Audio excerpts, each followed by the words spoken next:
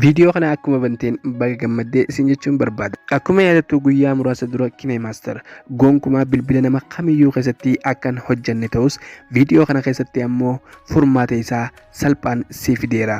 Yeroo KineMaster keenya bannu haala kanaan update nuun ja'a. Gonkumaa inumaa hin banamu. Furmaanni isaa maal akka ta'e viidiyoo kana keessatti salphaatti kan isin agarsiisuudha. Viidiyoo kana haga dhumaa daawwachuun na wajji turuu hin dagatin. Akkasumas chaanala kanaaf haaraa yoo taate subscribe godhuun maatii chaanala kanaatti dabalami. Okay guys, KineMaster keenya sirreessuudhaaf jalqaba maal goona?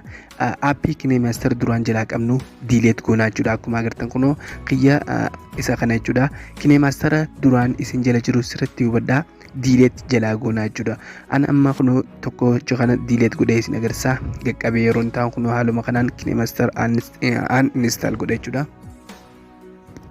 Haala kanaan uninstall yeroo godhu aappichi kallattumaan keessaa bade jechuudha. Kunoo akkuma agartan uninstall complete naan jira jechuudha.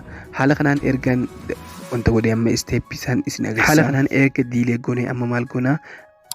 Browser tokko seenne jechuudha. Fakkeenyaaf Chrome waan fayyadamuuf Chrome ta'ee akkasumas browser kan barbaadan isin Opera ta'uu mala kan barbaadan jechuudha. An ammoo Chrome yeroo hedduu waan hin fayyadamuuf aappii Chrome yookaan ammoo browserii Chrome kana ni seenne jechuudha.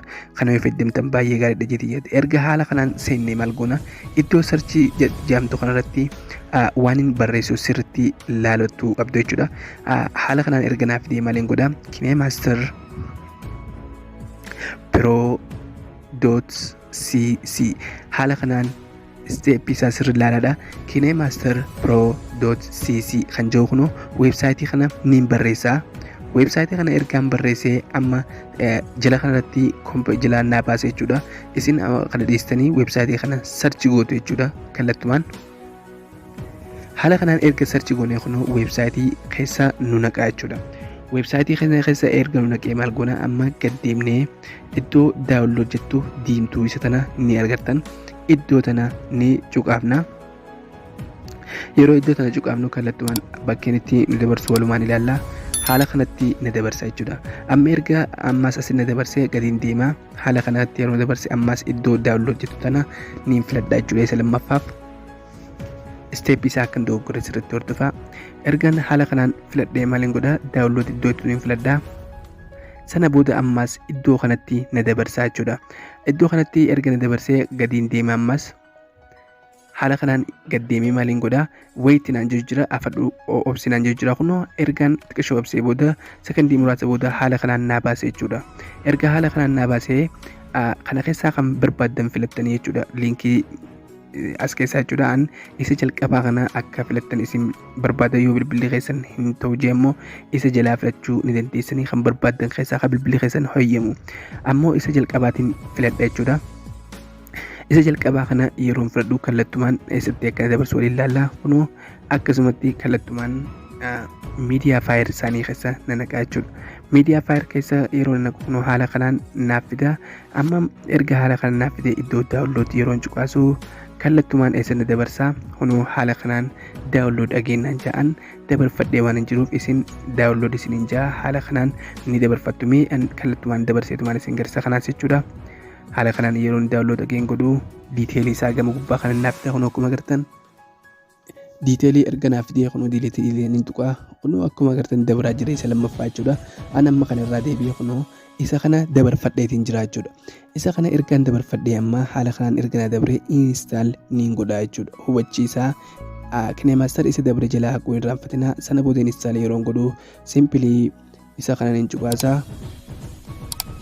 Kunoo install kiyya naaf tahaa jechuudha. Kallattumaan haala kanaan install ni godhattan jechuudha. Haala kanaan baay'ee hojjeta jechuudha. Hojjechuu isaatis viidiyoo kana keessatti isin agarsiisa.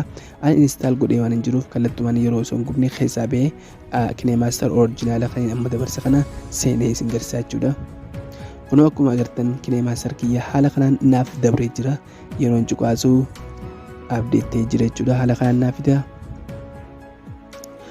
Xiqqoon obsee jechuudha waan haaree ta'eef appilikeeshinichi suuta banama waan ta'eef. Waaw kun akkuma kanatti agartan kana information isaa naaf fida. Iddoo okkeetu turan hin cuqaasaa.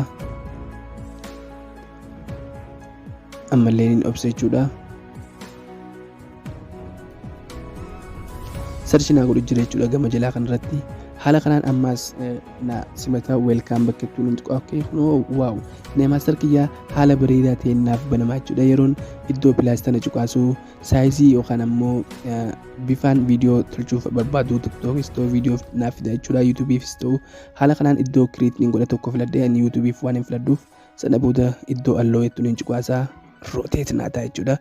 Waaw haala kanaan Kinemaster isa bareedaa kana itti fayyadamuu dandeessu jechuudha guys. Karaa salphaadhaan akka irraa gammaddan abdiin qaba. Viidiyoon kun yoo isinitti tole laayik godhuun akkasumas namoota birootiif sheer godhuu hin dagatinaa. Viidiyoo kana waan daawwattaniif baay'ee galatooma. Chaanala keenyaaf haaraa taatan ammoo sabskiraayib godhuun akkasumas iddoo beel notifikashinii san banachuu hin dagatinaa guys. Furmaata waan adda addaa haala kanaan kan isiniin dhiyeessu ta'a.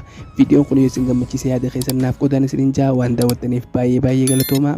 Haga viidiyoo biraatii walitti deebinutti dhaggeeffannaa tura.